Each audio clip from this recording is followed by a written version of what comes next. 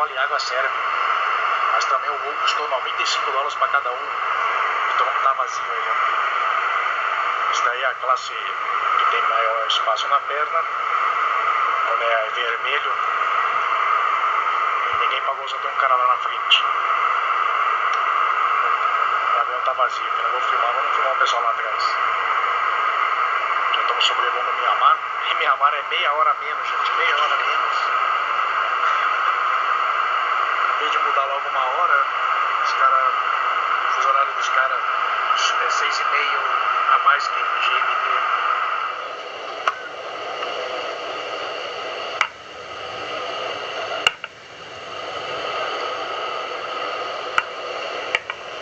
Pode afastar.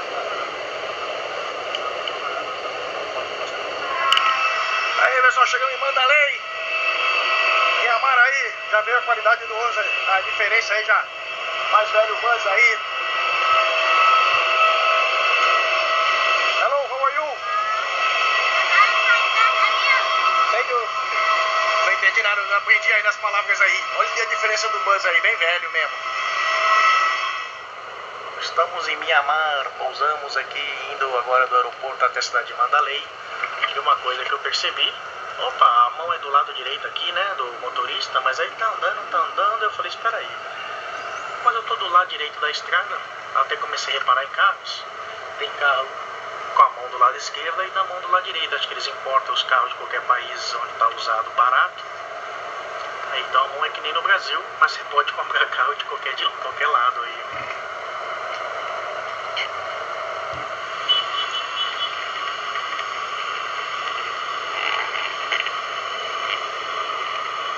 Cara, eu achei que lá era um motor de trator.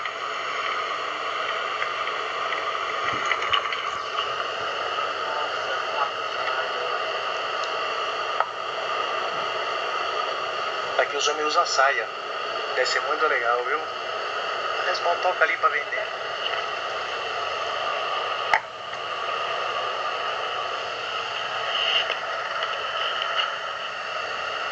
Sendo de Mandalay, o Buzz ali.